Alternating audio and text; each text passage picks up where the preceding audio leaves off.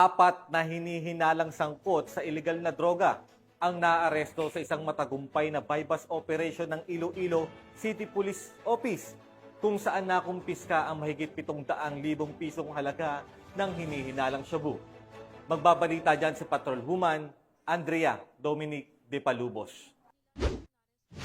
Matagumpay na naisagawa ng Iloilo City Police Office City Drug Enforcement Unit kasama ang Iloilo City Police Station 6 ang isang bypass operation na nagresulta sa pagkakaaresto ng isang high-value individual at 3 street-level individuals sa Barangay Calaparan, Arevalo, Iloilo City nito lamang ika-29 ng Hulyo taong kasalukuyan. Kinilala ni Police Captain Roque Jimeno III, Officer in Charge, ang mga sospek na sina alias Cyril, 36 na taong gulang, residente ng nasabing lugar at naitalagang high-value individual, alias Valerie, 41 taong gulang, alias Rondolph, 27 taong gulang, at alias Jomar, 55 taong gulang na mga residente ng nasabing lugar at naitalagang mga street-level individuals. Sa isinagawang operasyon, nasamsam ng mga kapulisan ang 15 sachet ng hinihinalang shabu kasama ang bypass item na may tinatayang bigat na 110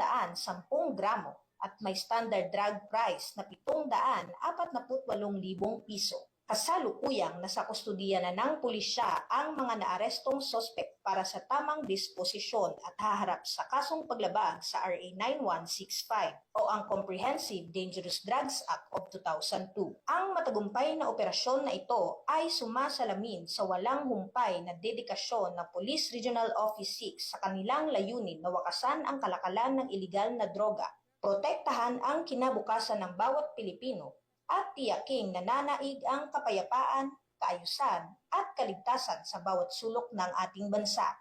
Dahil sa bagong Pilipinas, ang gusto ng pulis, ligtas ka. Mula dito sa Police Regional Office 6, ako ang inyong Police News Network Correspondent, Patrolwoman Andrea Dominic de Palubos. Alagad ng batas, tagataguyod ng balitang pulis.